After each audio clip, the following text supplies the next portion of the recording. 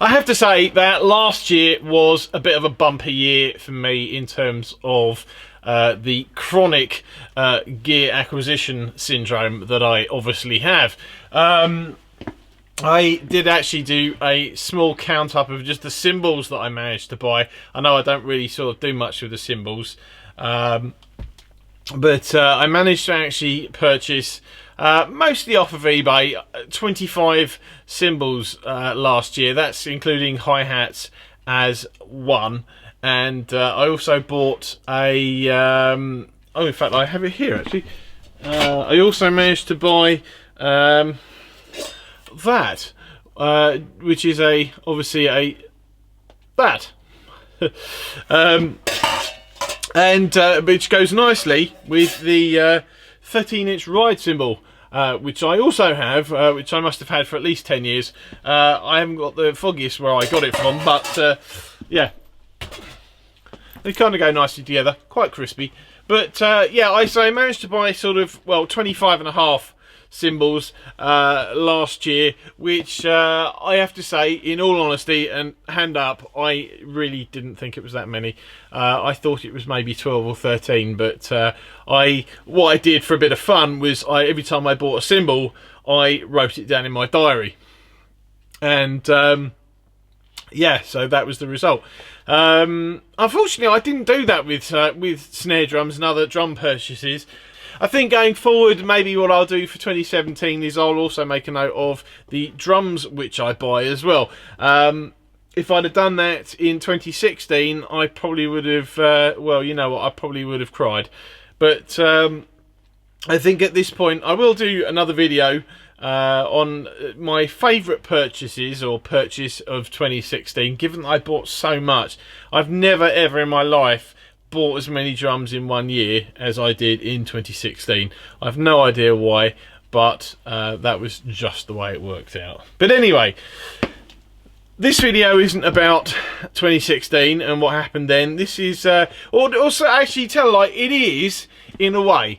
It's the very last snare drum which I bought in 2016. Now, oddly enough, I was offered in the last couple of weeks of 2016, I was offered 3 snare drums, and I was very curious about another one, although I didn't really have much intention of actually buying it. And then when I found out a little bit more about it, kind of confirmed the reasons why I probably shouldn't be buying it at least at this point.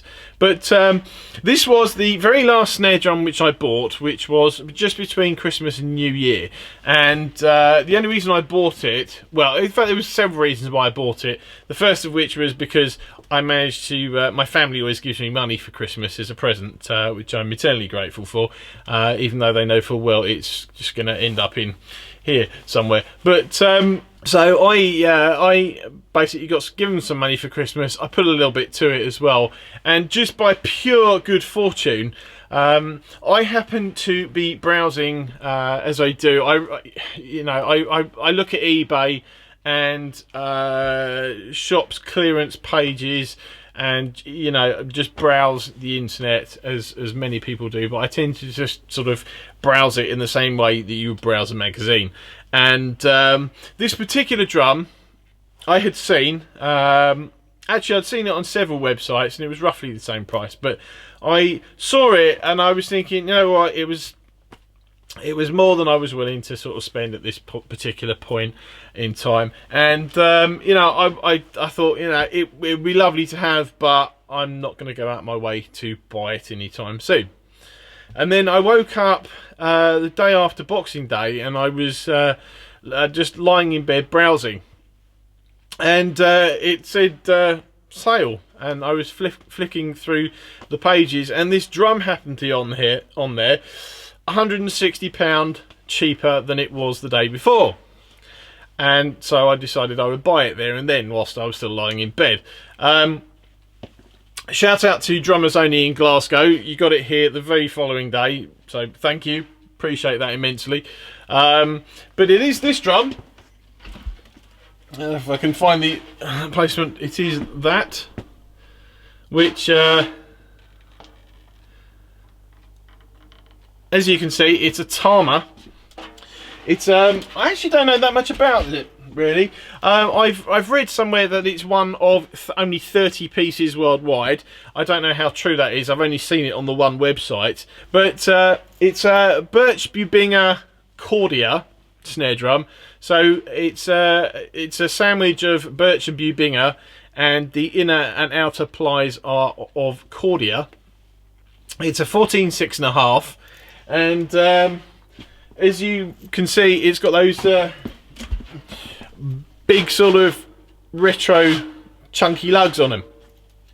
Now, I started playing drums in the 1980s. I first became fascinated with drums in about 1985, I think it was.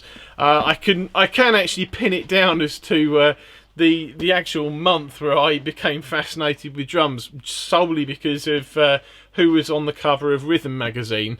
And I ended up, I was a paper boy actually, and I used to go in, and while I was waiting for my papers to be given to me, I used to basically sit down and read Rhythm.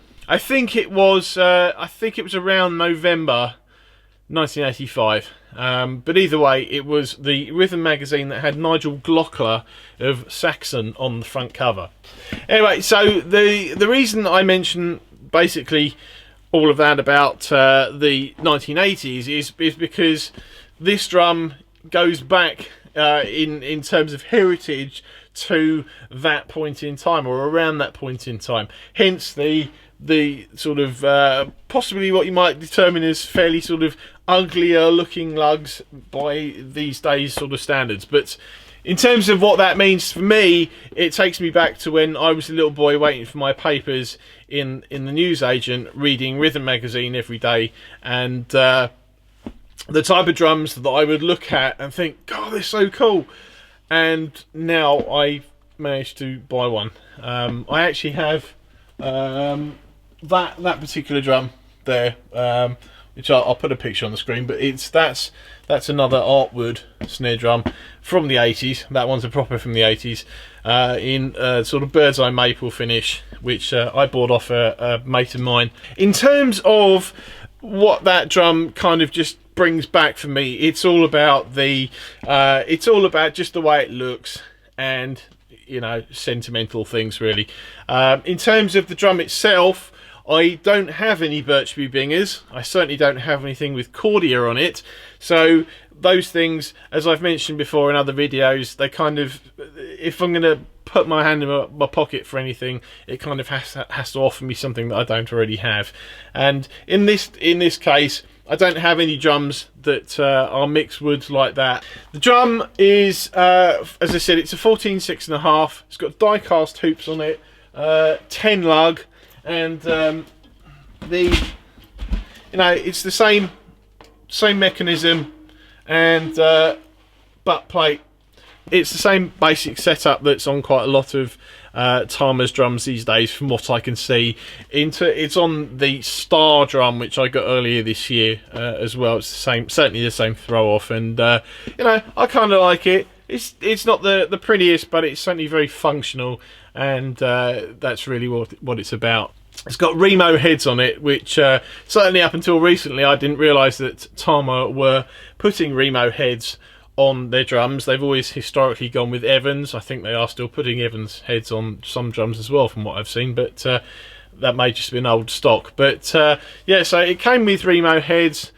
It's it's not a cheap drum. It's not a massively expensive drum either. So far, my experience of it on the sort of limited time that I've had to play, it's been great fun, and that's really all of what any of this is about. It's about fun. It's about how it makes you feel, and I suppose inspiring you to play a little better. And certainly that drum for me, in the probably, I don't know, hour or so that I've spent playing it so far, has done that. So thanks again for watching, and I will see you in the next video.